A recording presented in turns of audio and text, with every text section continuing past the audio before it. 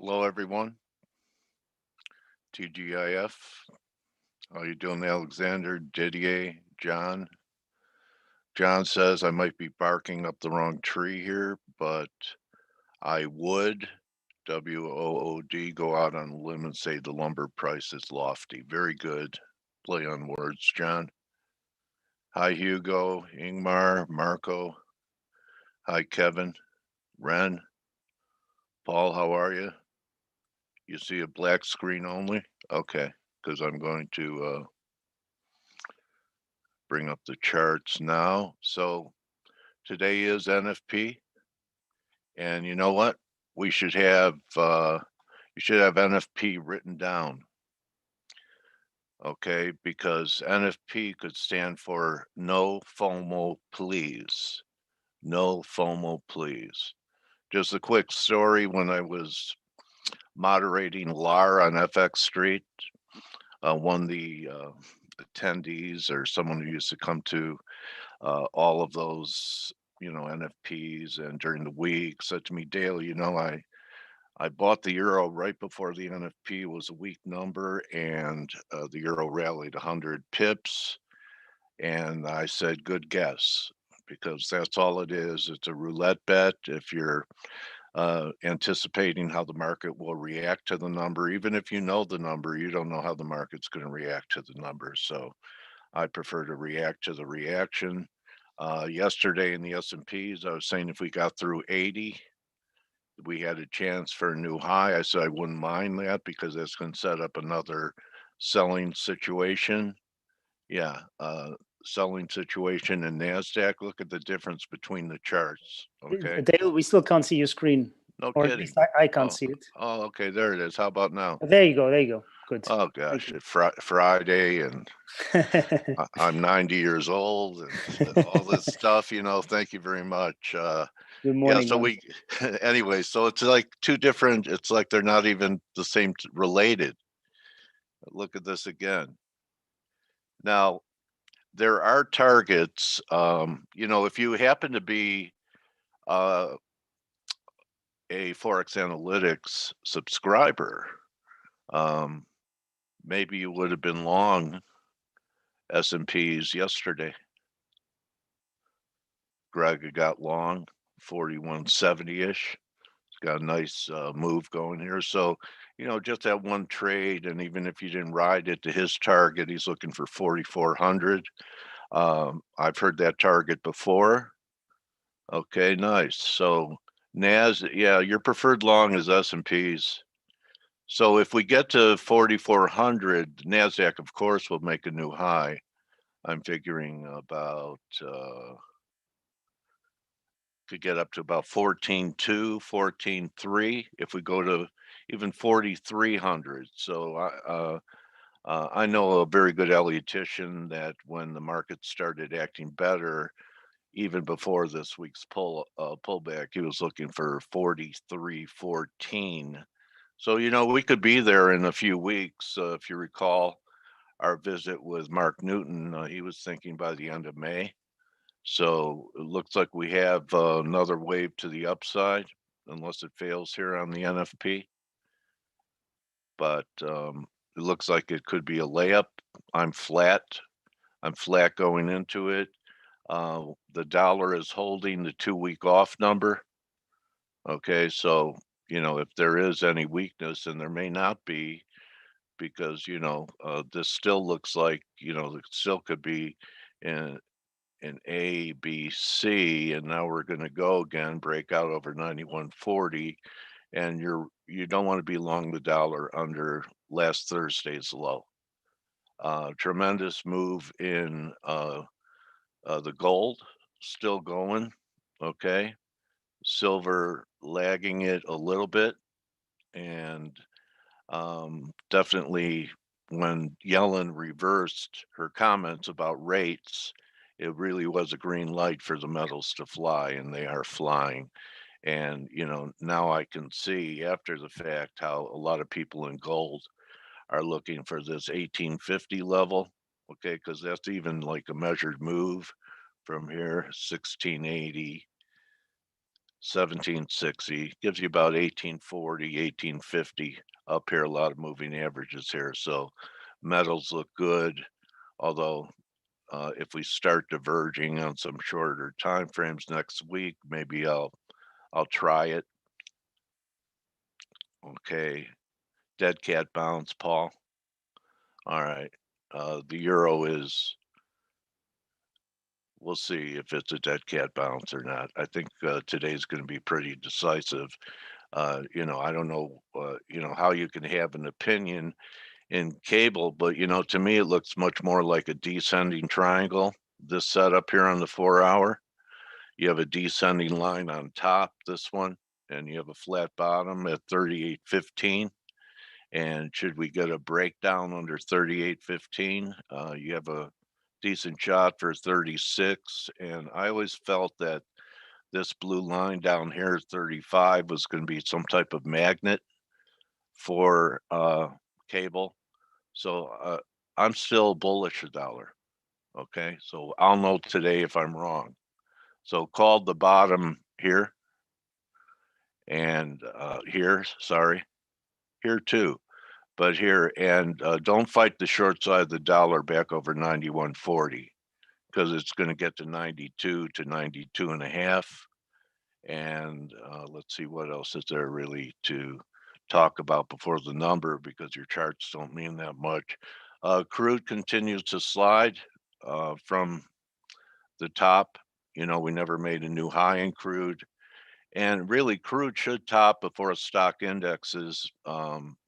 So, this is going to be a real good test. I know a lot of people are looking for sharply higher crude prices, 75, 85. I'm not in that camp yet. And I think also Mark Newton said that this could have just been an ABC for B, and we have a C to follow to the downside. So still remain negative on the crude oil. So we have Stell and Steve here. The interview today is with Charlie Gasparino. I'm going to talk to him about Janet Yellen's 360, among other writings that I've been paying attention to since the last time he was on. And, this I think is also important. I thought we were going to have a breakout back over, that this was going to be a false breakdown, but, we're having a hard time closing over 19. Okay, so that's pretty much it. I hope everyone had a decent week, and let's see what happens with the NFP. I think the dollar is looking, we're starting to get some type of reversal day here too, right? Higher low.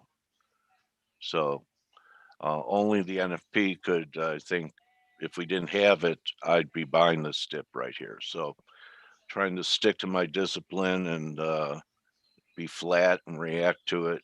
And I would fade dollar weakness today. So we'll see what happens on the NFP. Still, what are you thinking? What's the market expectation? They expecting a hot number? Is the bar high or what? Good morning, everybody. Good morning.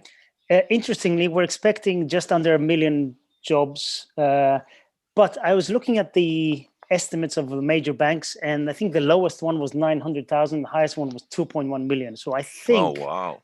I think we are maybe expecting 1 million, but I think the big boys are expecting more. So is that? Okay. Which way do you treat that? Is it something that the market might get disappointed, or do they know something, or are they, cleverer than everybody else? It's Yeah. tricky one. But I think overall, it has to be a big miss Beat. or beat Oh, for okay. markets to care. But I do think that there's going to be a bigger market reaction if it's weaker than expected, which means more risk on, which is still the pain trade, because everybody thinks it's overpriced. Equities are overpriced, and they're trying to short them, and they're getting burned every time. That's why I've said, I'm not long, but I'm definitely never going to short this until I see a proper catalyst. And as I always say, I don't mind missing the first 5%, as long as I catch a bit more of the move. Now, yeah, the Nasdaq. I mean, it was a good trade from 14,000. It was about 500 points, but you didn't. And the S&P wasn't bad either. It was 70 handles, but you're right, nothing. We will still diverge on the S&Ps, but I think that they may blow it out. Maybe this is the blow off that you guys are talking about. Steve had, drew a chart with going straight up, and we had a guest last week who was talking about a melt up to 4,900, 4,700, excuse me. So we'll see. I mean, the market's set up now. Everyone, I'd say there's probably at least one stop over 4220. So that's where the stops are. So the stops in the S&Ps are over the high 4220 and the low this week at 4130. Yeah. Anything happening on the currency front, bro? Um, Overseas? nothing major from what I can see. The dollar is kind of very neutral going into the numbers, and really, like we've said before, we have to see for us to get any kind of risk off move, we have to see either the dollar strengthening or yields rising. I don't think there's any other way we can get any traction. But currency wise, just mildly, commodity currencies mildly lower, but nothing to write home about. So it's just a waiting game until payrolls, basically. Yeah. Ben, when's your next cycle date? I know you had an April date and then you had a May date. Right now? Okay. All right. So we'll see. Maybe it's just going to be a little 3 drive here on the 4 hour. Does it show up? You could have 1, you could have 2 and 3, but you need a new high first. We're in the window. Okay. Well, it's good to be in the window, Ben, but don't jump out of it. Okay. It's good to be in the time window, but if you're, in the skyscraper, do not jump. All right. Is Steve around? I'm He should here. be. Oh, he Oh, is here. good. Yes. I miss you. I hardly get to hear you because I blab too long every morning during these shortened sessions, and then you think you talked, you know. Blake will go till the last 5 minutes and then go, okay, guys, what do you think? So, why don't you guys, Steve, what are your thoughts going into the number here today? Anything that is on your radar that you're paying attention to possibly, you know, uh, that's compelling for you? I know you're a dollar bear. Congratulations on your, long metals position. That's looking good. And Stel, great call in the metals. Stel's blog, if you had read it, when it was posted, you made about 40 bucks in gold, and I don't know how much in silver. And the miners also kicked in yesterday. So, if you're following what the guys are doing, you're doing okay. You had a good week. Just a quick look at Bitcoin. Bitcoin, this looks like this could be a failing rally here. With crypto, maybe this is going to be a sign that we get some risk off too. And I keep looking at this 36.5 level on the daily 200-day down here. And if you just take this and we get another one, that's where it could go. What do you think, Steve? Crypto look Uh, vulnerable? I'm going to be boring once again and reiterate what I've been saying day in and day out. Well, make a Uh, recording. yeah, I actually should. Yeah. Meaning, first of all, I think the risks are tilted for today's NFPs to just unleash investors to do more buying in risk assets, because that is where everybody wants to be, unless they get a reason not to be there. And so far, the stars remain aligned, meaning we have clearly inflationary forces coming through, while the Fed is Yeah. refusing to acknowledge them or do something about them. So the monetary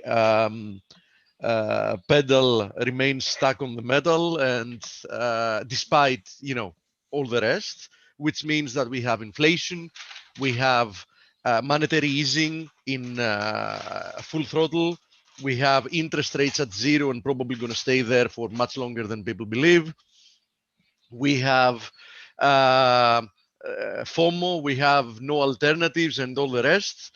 So I think that the risks, quote unquote risks, are for a continuation of the rally in risk assets today and the resumption in the downtrend of the dollar. And I think that's where everybody should be looking towards, unless at some point we get something major that would get us to rethink that. Now, risk assets. What if the Chinese rocket that Mhm. is Lands on the Fed. yeah. would that end, or do they have a bunker? That would end the Fed. That would end the Fed. Yeah. I hope it doesn't. By the way, I really do. Ben talks about institutions failing. When I look at this, this is the 30-year yield, but it looks a lot like the 10. Remember last week, Greg was here, and he's looking for one more spike up in rates. Mm-hmm. He showed the bond chart. Sure looks like that could happen on a strong number. It wouldn't take much. Absolutely. I mean,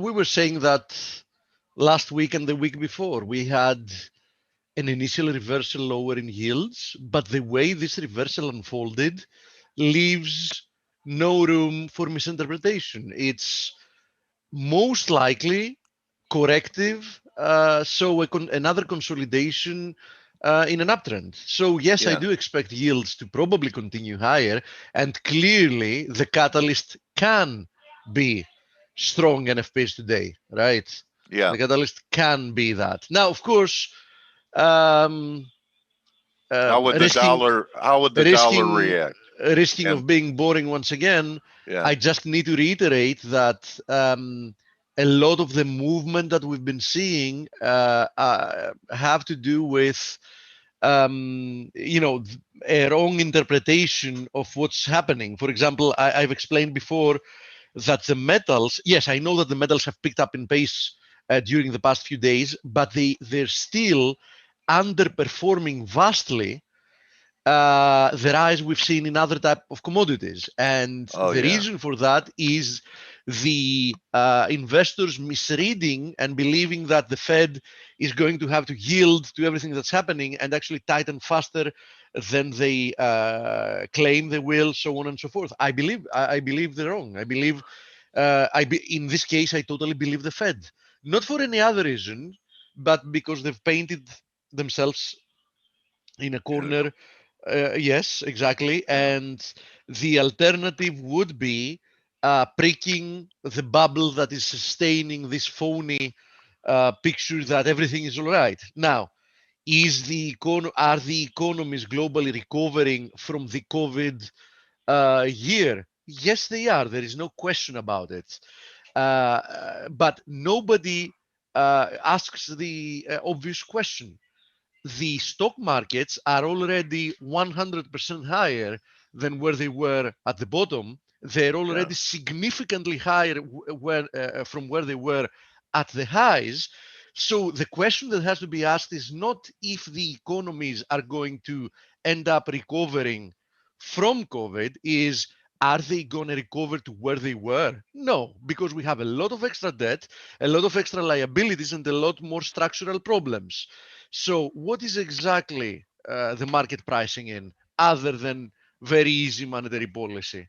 Nothing, right? But this monetary policy is exactly the lifeline to keeping this thing together. So they can't reverse that without destroying this construct. It's like hoping that you're going to be swimming in the sea, and then the water is going to go away, and you're going to keep on swimming on air. That can't really happen, right?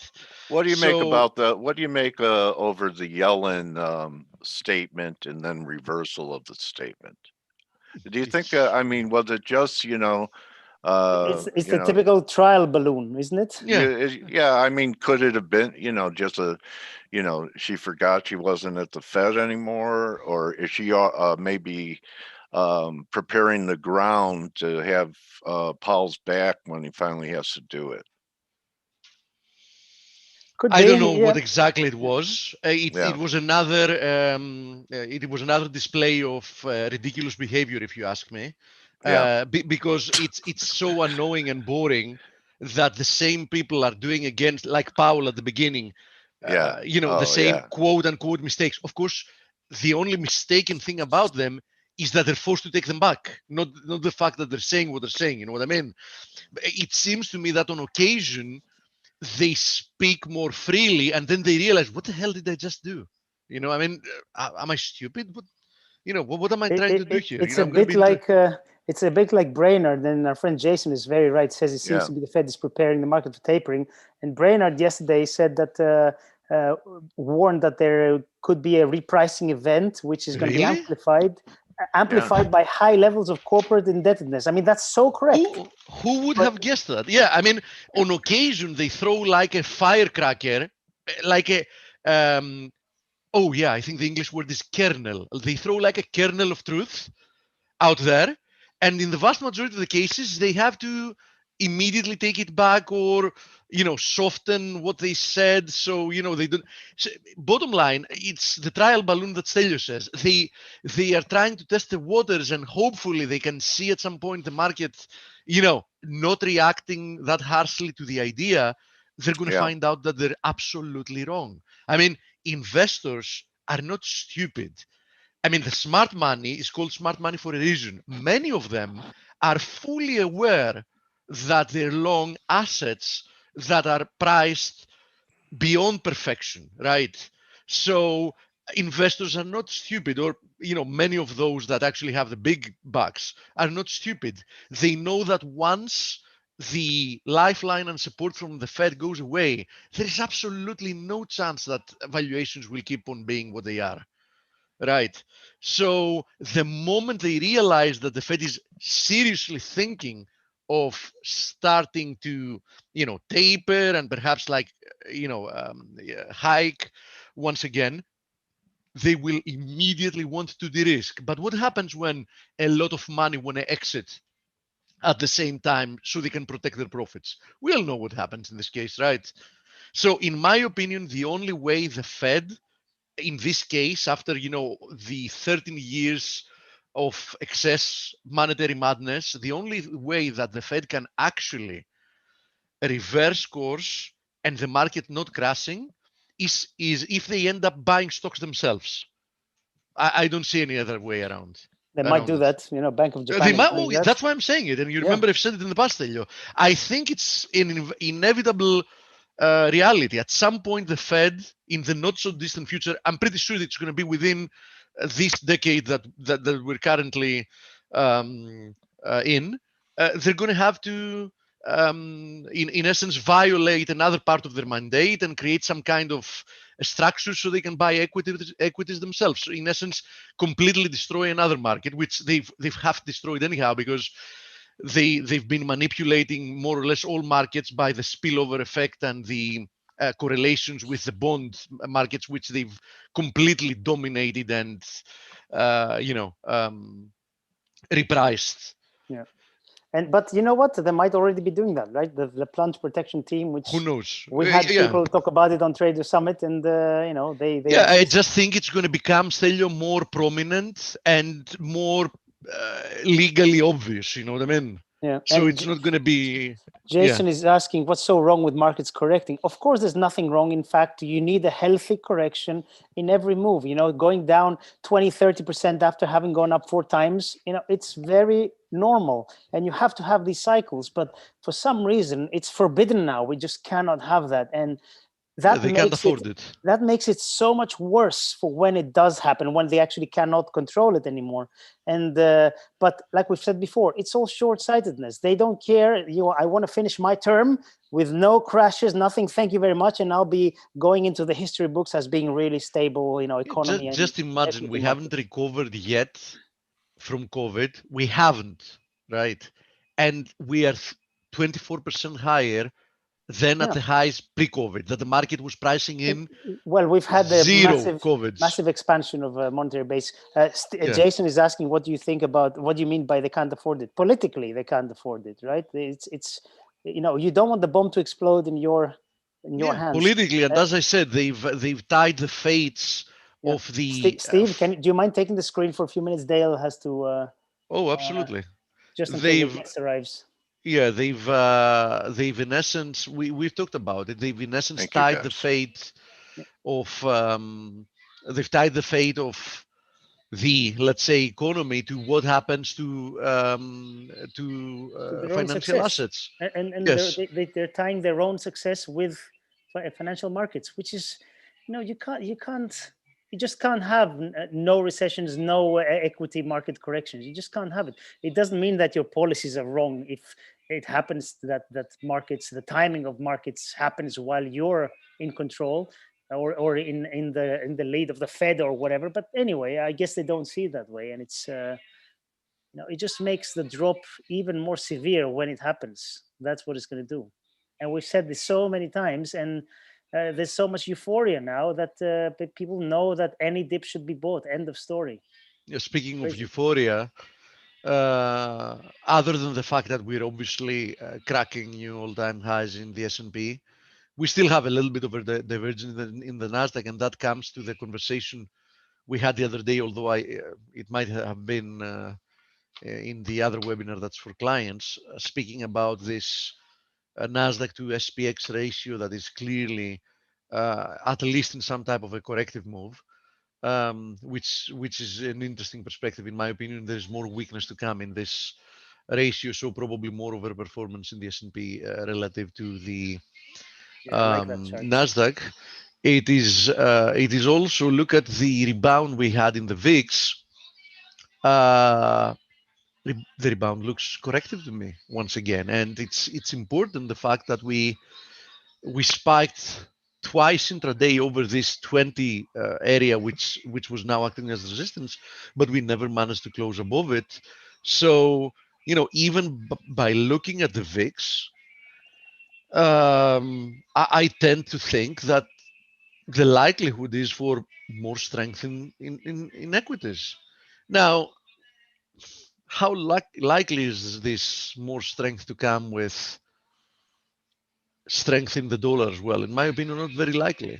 So, best case scenario for the dollar, I think it's going to continue consolidating around these levels. But if you ask me, I still believe that the odds are in favor of a breakdown in the dollar and a continuation to new lows.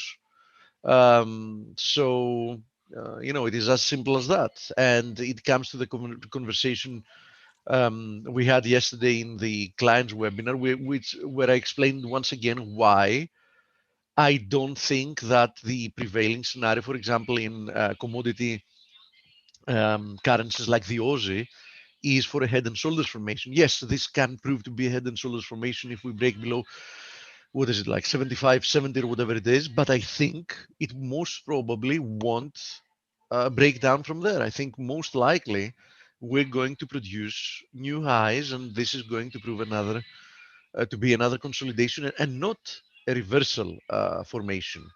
Um, we had also talked several times during the past few weeks about the USD CAD, the USD NOK, where I kept insisting, look at the CAD yesterday, I kept insisting that you shouldn't be trying to fade their strength. So in essence, the weakness of USD CAD and USD NOK. Here's USD CAD, very, very close to multi-year lows. And here's the USD NOK that once again retested this broken triangles trend line support as resistance and seems to be holding below it. So bottom line, I think that you shouldn't be trying to fade the recent trends until you get solid proof that something changes. So that And you've something been changes. spot on that, Steve. Well done. I mean, USD Oh, NOK, you've been all over yeah. it. Yeah. And very good advice that I didn't take. I tried to fade Canada, not yesterday. I think Day it's the before. wrong time, guys, to try to fade Yeah. the trends. I think it's I the wrong thought I'd time try because it since the oil started to sell just to off. give you the fundamental backing of what I'm saying, and I know that we have data in 20 seconds, so I'm going to interrupt for us to look at the data, of course. And then I'll Um, bring Charlie in yes, after the absolutely. data, see what kind of reaction I we just have. believe that the euphoria might keep getting fed by improvement of numbers, which of course is like, year to year, there is going to be an improvement in numbers. Let's see. 9, what is it? Oh, okay. Oh, That's 266. Oh my yeah, God. that's a huge. And downward revision as well. Unemployment up 6.1%. That's a huge. That's a very bad miss. That's a very bad miss. That is a huge miss, especially in a market that was more or less getting prepared like for a bigger blow off number. Yes. Oh my God. That's a treasury is getting bid. Makes sense. Dollar is dumping, by the way. So Yeah. initial reaction, dollar is getting sold Risk is as an higher. initial reaction. The dollar is getting sold. So now, the $1 million question is the following: after the market gives a little bit of thought to these numbers, is it going to end up thinking, something that actually indeed means that the Fed is going to remain accommodative for a longer period of time, so let's keep on going with the party?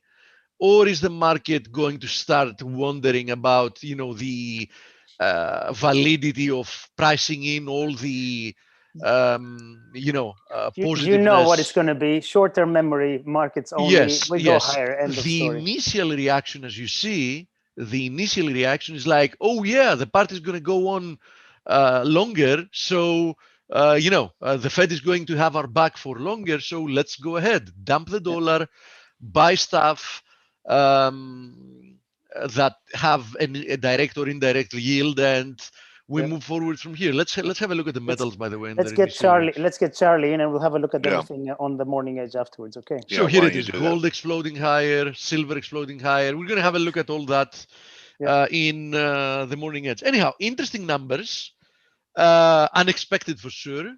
Initial reaction, as we said, lower dollar, higher risk assets. Let's see if in an hour we're going to have the same data. For the time being, that seems to be the case. Enjoy the interview. Thank you very much. Thank you, guys. Thank you, Stell, Steve. Charlie, welcome back. Can you hear me? Got you, buddy. So what do you think of the... Okay. Can you see me? Because I can't. Am I in this thing? You're in it. All you have to do is click start video. I just enabled your video. Yeah, there you go. So you can switch it on now. All right. Let me turn on the light. I'm in my apartment in the city, so all right. Not exactly as conducive as my other one. Well, at least you're in the city and getting around, Charlie. Yeah. Huh? So yeah, no, definitely getting around. Hang on 1 second. Yeah, turn on one more light. Okay. You have a flashlight and a candle? See if I can roll up this shade. There. Is that better? Yeah. Good, buddy. All right. All right. So do you have any reaction to the NFP, to the number that we just had? Pretty I mean, every time I think there's going to be inflation, we get a reading like this. You know what I'm saying? Yeah. I mean, I kind of want, this is just me. I kind of want some high inflation numbers, so the markets impose some discipline on this administration, which wants to keep spending and spending and spending. I think that's the only way to stop them from literally spending another $5 trillion or $10 trillion is to literally get a spike in the long bond above 3%. By the way, I didn't come up with that. Jamie Dimon has mentioned that as a potential. People are talking about that. So when I see Janet Yellen whispered it, you wrote about it. I mean, yes. And then retracted and did a 360. Was she? I mean, I read what you thought that, maybe it's just a misstep, but she's a pretty smart woman. Do you think that she was out there just trying to prepare the ground for what the Fed is going to have to do? Because she knows it, even though, she doesn't come out and say it. That I mean, all you have to do is look at the price of commodities and gold and what's happening everywhere, lumber. I was on the CME floor, and I've looked at all these prices, Charlie, including meat prices, live cattle and hogs, and it's gonna be expensive to have a barbecue this summer. And I love ribs. Well, let me ask you this: how do you justify the commodities trading like there's going to be inflation with the number that just came out? Because of dollar weakness. So you get, you get a weaker dollar in nominal terms. It takes more dollars to buy something, normally drives up prices, nominal price increases. In fact, Well, so let me ask you this, Dale, you're better than this than I am. Is that, where's the inflation? If you have these type of prints on unemployment and stuff like that. The inflation is on the fiscal and monetary side that there's no, this makes the Fed look right that, weak number is bullish because they have to stay loose, and a strong number is good because we're having a recovery. But, the inflation is a lot of it's supply chain. Yeah, I've heard that. I get a lot of it's currency. I mean, we had the dollar index at 100. Now it's trading 10% lower. I mean, it doesn't justify 1900 lumber, but a lot of it is supply chain, I think, and the weak dollar. And I'm not a believer that it's going to a secular story. It's a cyclical story. What's happening here? I still think that we're going to have one more whoosh once risk assets cave, and I think that's a possibility that we're putting in a pretty important top here in the next 30 days or so. And I think that Janet Yellen sees it too. I mean, how can you not look at the price of anything copper, Charlie? Yeah. Trade. I remember when I was a commodity broker in Chicago, a bull move in copper would be to 90 cents from 50. Okay, so and on the board of trade, Charlie, they were, there was a chant of beans in the teens because they'd always rally to 10, 12 bucks a bushel. And the floor traders wanted to see them in the teens. Well, the teens are normal now. We're looking at possibility of them being in the 20s and maybe $30 grains. And that, there are certain things that the Fed can't control. They can't print lumber, and they can't print corn. So that's where the inflation is. Yeah, interesting. Well, that's kind of jives with the information I'm getting. Okay. Yeah, but I still think I got a ton of emails on the Janet Yellen story from just small business people that were telling me about supply chain and where they're seeing inflation. It's exactly what you were saying. Okay. All right. So, that the lumber started during COVID when they were shutting down mills. Yeah. And, you shut down things, you shut down mines to reopen mines. It's like capping a well. If you cap an oil well, you can't just go back and turn it on. It takes time. So that's part of it. But I think, you and I have talked that the sacrificial lamb is going to be the dollar, because then it could make, a stagflation or, a depression look more invisible because prices are still going up. And the dollar's under pressure. It's funny you mentioned stagflation. I was, we got a lot of young kids working at Fox, and I was actually explaining what stagflation was like in the 70s. Yeah. Obviously these kids were born in the 90s. Right. So they had no idea that there was something called stagflation. We had massive inflation, and I remember my old man couldn't get a job. I mean, there was New York City. Compounding the problem in New York City was the financial crisis in New York City at the time, where all buildings stopped. My dad was a construction worker, so he got a job at a bar. He worked as a bartender, and I remember pumping gas back then, where the lines were around the block.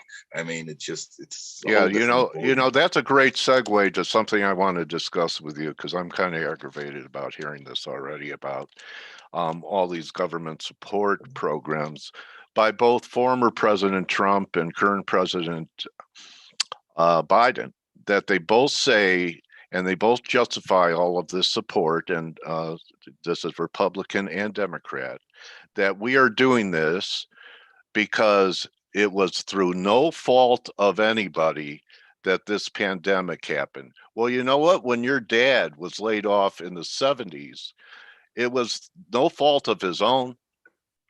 right? Yeah. So why is it now a justification for what we're doing with both parties that wasn't anyone's fault that there was a pandemic? Well, you know what? People have gone through economic hardship through no fault of their own throughout our history and prehistory.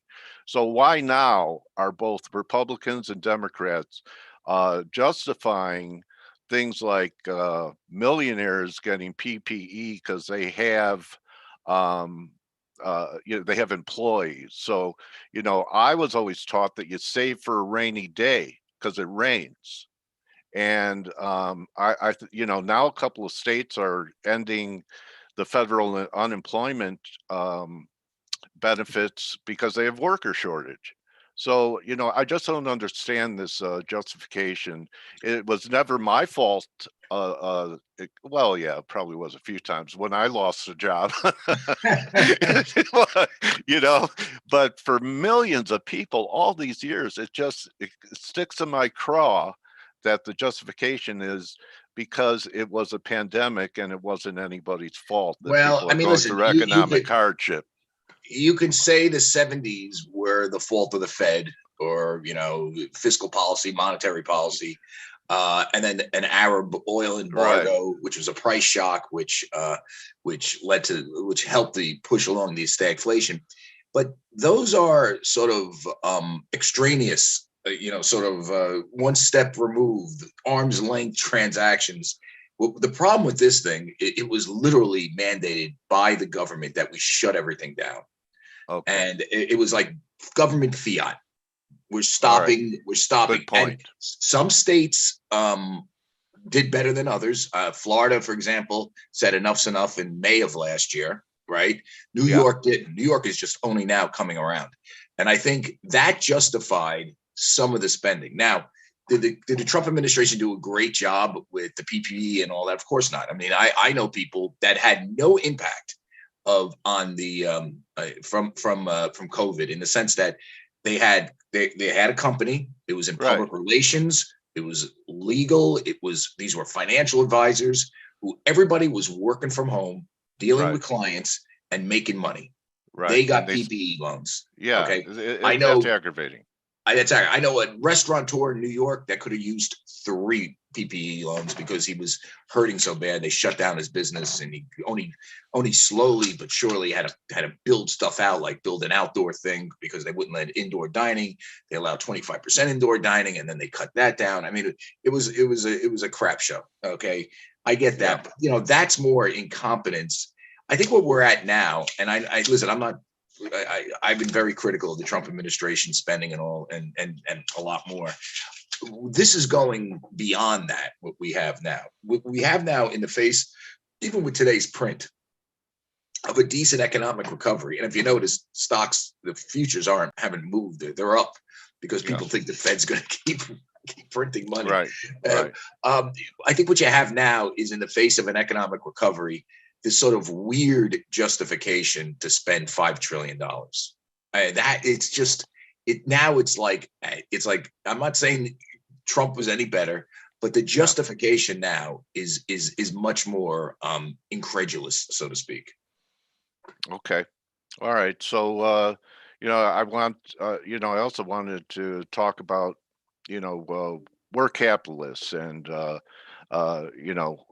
dog eat dog and survival of the fittest. And, another situation that I think is really unjustified is take the airlines.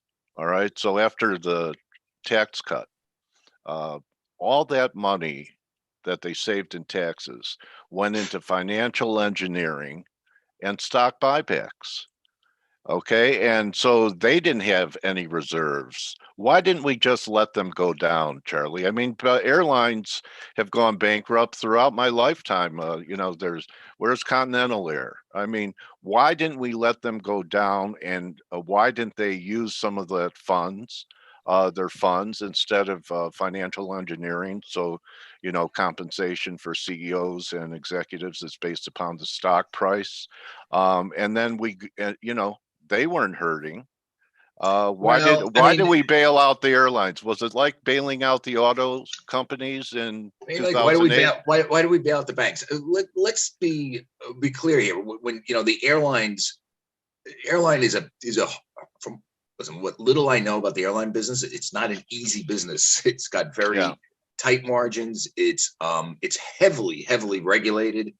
So yes, they did stock buybacks, but I'm pretty sure they also compensated their people along the way, and expanded employment. But again, through government fiat, you would have had a whole industry put out of business literally overnight because the government said we're shutting everything down. That to me seems like it's that they and by the way, if all the airlines went out of business, what would that mean? That would affect business for transport, and it would just be a horrible situation. So I think that was it'd be harder to flee the country. Yes, right.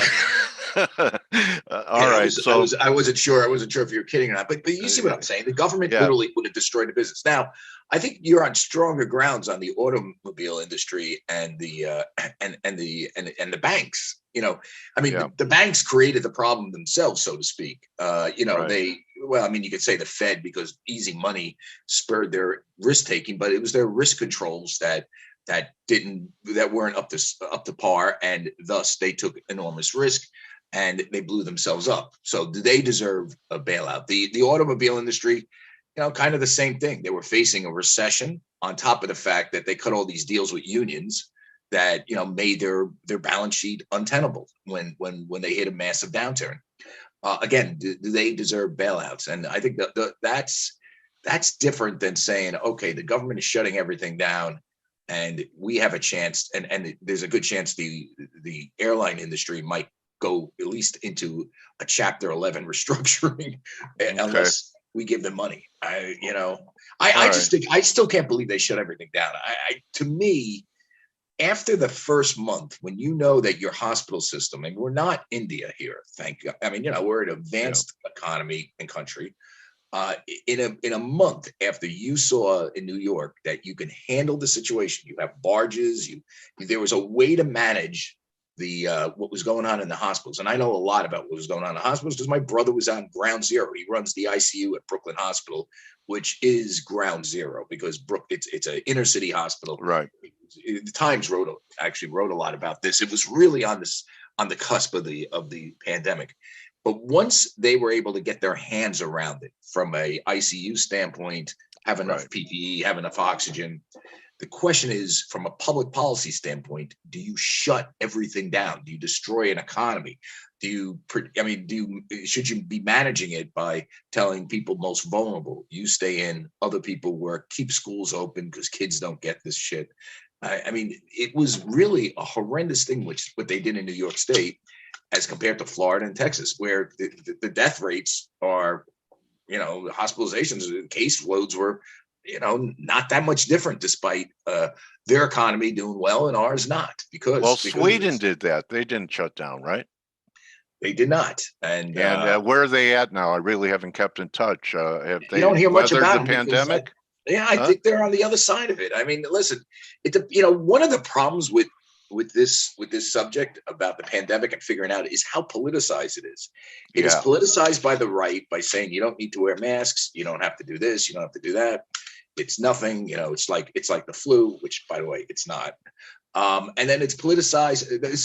Politicized by the right saying that, and it's politicized by the left that if we don't shut down, everybody's gonna die. And that was one of the problems here. Literally, I remember listening to Dr. Osterholm, who's now he's an infectious disease expert. Oh, the guy out of Houston, I think, right? Yeah, and he's Biden's guy.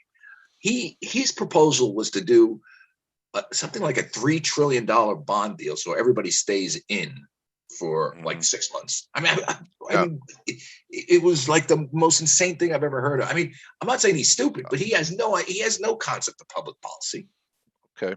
All right. So why don't we switch gears to something that's near and dear to millennials' hearts, and that's crypto. You did an article on the crypto Charlie, and you're talking about how the regulators and regulations could cause a crash in crypto. And I think Janet Yellen she's throwing out a lot of trial balloons. She must have a helium tank or something in her house now, but she's talking about taxing crypto at 80% and for capital gains. She did not say that. She did not say that? Okay. That was a rumor. Thank God. Okay. Okay. All right. So what could they do now that the horse is out of the barn? And a lot of banks this week have announced that they're going to allow the public to have crypto accounts. Yeah. And why did they let this Pandora box out of the bag to have a competition for to their own currency? Great question. Well, I mean, sometimes government is incredibly bad at getting in front of innovation, and they usually the innovation occurs and then the government comes in and does something stupid or tries to regulate it. What's interesting about Yellen and all these guys I listened to Gensler yesterday give he's pro crypto, isn't he? Yeah, he's theoretic. I don't know that, but he taught it allegedly at MIT. He taught blockchain technology. Okay. My point is, though, all these guys are talking a big talk about regulation. If it's Gensler wants to do gamification, crypto, Yellen wants to do crypto, they want to do this, that. If I'm doing a lot of reporting on this, they don't have undersecretaries and positions under them that's filled to do this stuff.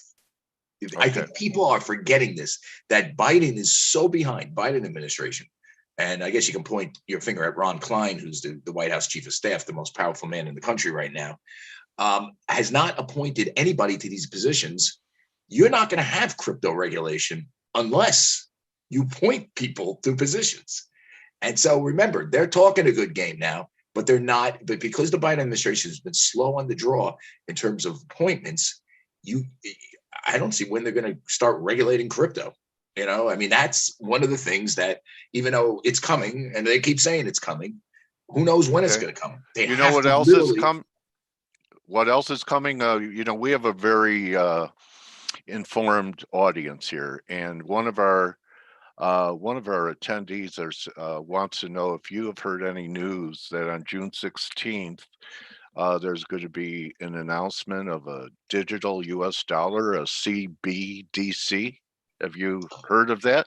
So this is, this is like the Treasury putting this out? I'm not sure. I didn't know about it till I just read it. Any follow-up information? I have not heard, but it would sound, just from a public policy standpoint, it would sound crazy. Yeah. I know China's doing it. They're going to have a digital yuan. So why is it crazy for the U.S. to have a? Go ahead. I'm not saying it's crazy that they should do it. I just say it's crazy that they're going to do it now. I think you have to look at what's going on in the Biden administration to try to get your hands around this. Number one, they have nobody. They don't have enough warm bodies in senior positions to basically do much from a policy standpoint other than just let the train roll. Number two, they are so myopically focused on stimulus, on spending another $5 trillion, that all this other stuff just doesn't get done. And for Biden to go out and do a digital coin when he needs to, actually print money with print dollars, and to create its own, to create some sort of an alternative to the dollar when they need to expand the Fed's balance sheet right now, because who knows how this thing is going to work out. If we get rate hikes, does the Fed have to come in and suppress rates? I mean, I just think it would be it would be a left turn that would maybe even destable the markets. And I don't think they don't want to. There's one thing I know is about them, is they don't want to destable anything. They just want to keep spending shit. Yeah. So, I just had another comment about the SEC enforcement guy, Alex O, of how, he wasn't liberal enough. What's it called? Wokeism? Because she. Okay. So it's probably Alexandra. Right. Okay. So because she represented big oil, that the progressive part of the Democratic Party, which what's it called, wokeism, Charlie? Yeah. He's not liberal enough because of who she represented before this post, and she had to resign the post. Yeah, I mean, listen, what you consider liberal and what I consider liberal is not liberal anymore. For example, I know a ton of people that. Well, you know what you consider and I consider conservative isn't conservative anymore. So we have wokeism on the left. What's the terminology for someone like Lynn Cheney not being conservative enough for the majority of the Republicans in the House? Do we have a term for that? Here's what I would say about this Cheney thing and this the conservative, the crack up in conservatives. If you look at Lynn Cheney from a policy standpoint, she would have voted 99% right with Trump, right? Lower taxes, less government, less regulation. Classical conservatism. Yeah.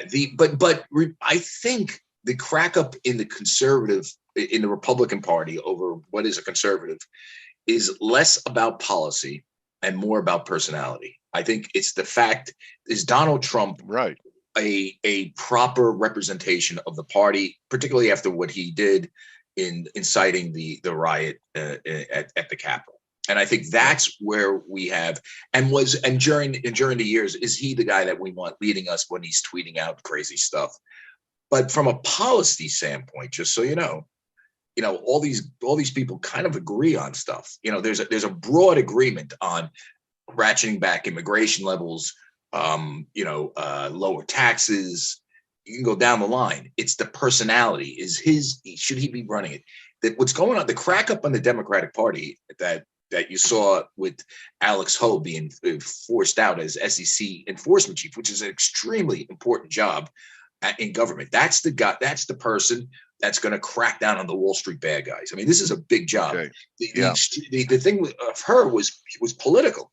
The left believes, as liberal as she probably is, in voting for higher taxes and more regulation, blah, blah, blah, because she actually made money in the private sector and because she made money defending a corporation, in this case, Big Oil, when she was at Paul Weiss, she should be canceled. You can't have people like that in government. And the minute she had one little fault, right? She got dinged by a judge over something which looks pretty mundane, but it put her name in the news. They had to, she had to go, because they were going to seize on that to say, oh, look at this, she's not only this, but she represented Exxon and this case. By the way, the Exxon case that she represented Exxon against these villagers, if you read it, I mean, it doesn't, I'm not going out on a limb, and I wasn't there. Obviously, this has been going on for 20 years. The crux of the case is that Exxon wanted to kill Indonesian villagers and torture them because they had oil fields in Indonesia and that they allowed the government to do this. The evidence for that is pretty weak. You know what I'm saying? That what's his name? Rex Tillerson ordered people to be. I mean, it's just think about how crazy that is. And that's why it's been thrown out of court in and out. So just remember, the case itself is crazy. All right. So, I want to wrap it with Charlie. I'm not on either side, but I'm very concerned that extremism in both parties is going to make it very difficult for the country to come together and get anything done, and a continuation of not just, trying to defeat people, but trying to hurt people.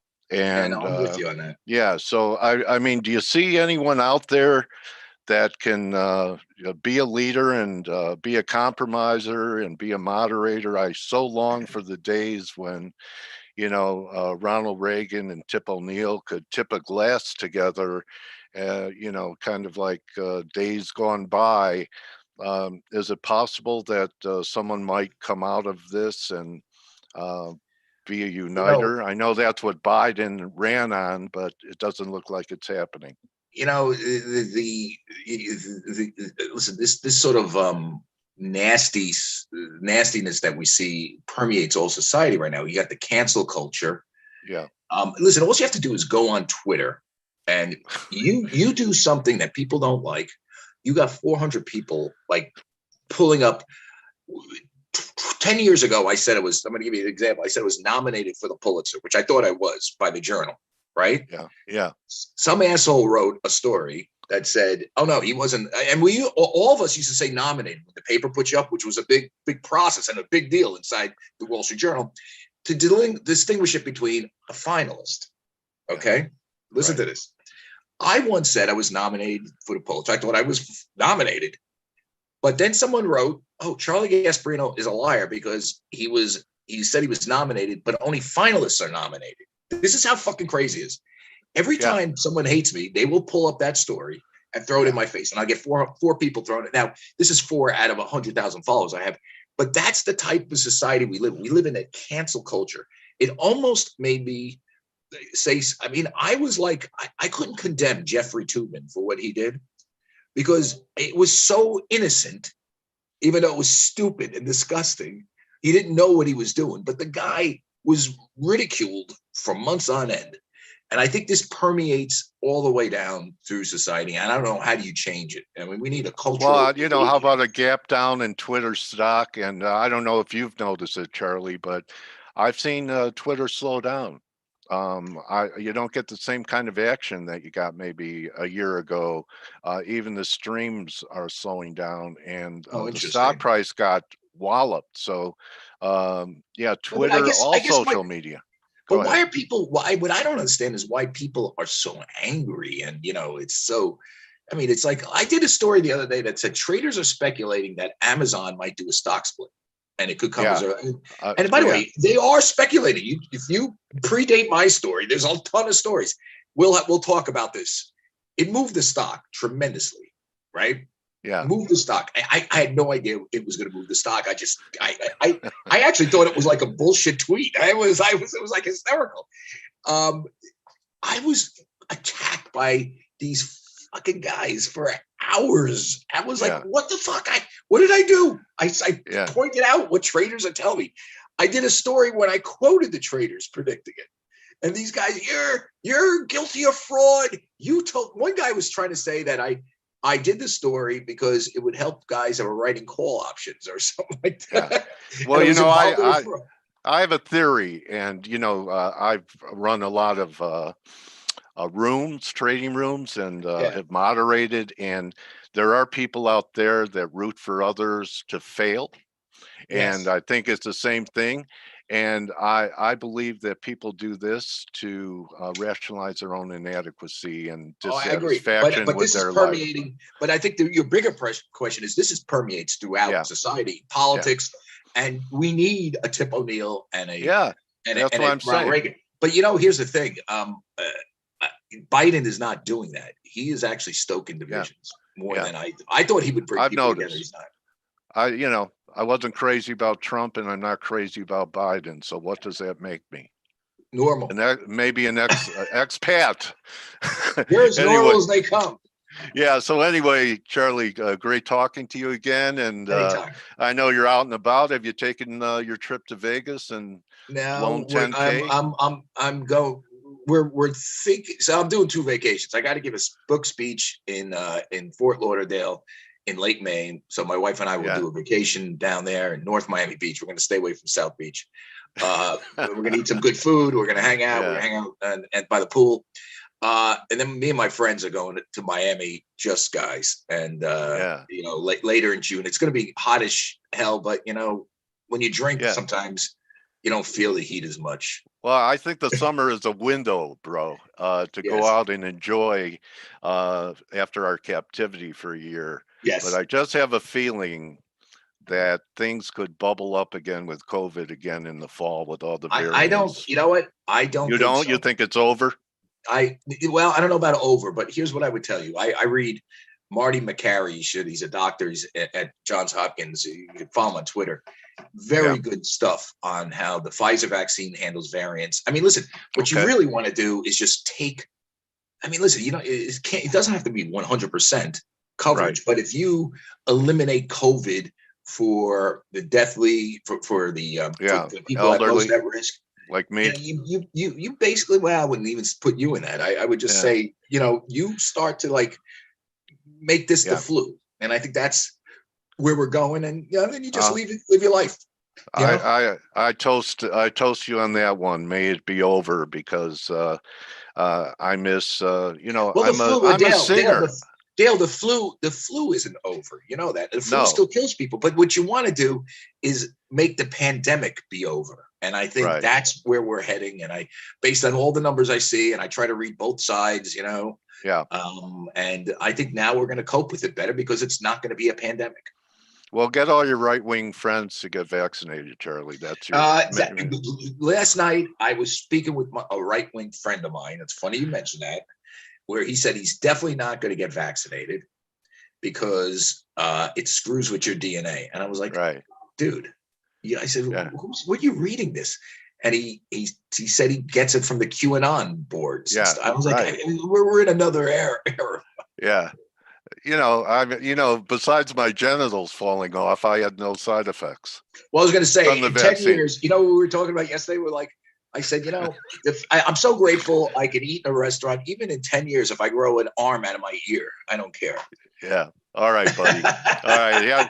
Have a great weekend, Charlie, and be talking to you soon, and appreciate your time. Anytime. My pleasure. All right. We'll do it Everyone, again. Charlie Gasparino. That's a wrap for the week. Good hunting the rest of the day. And remember, don't just count your pips, count your blessings. Adios, everyone. And you can join the team on their reaction to the NFP in 9 minutes. See everyone. Adios.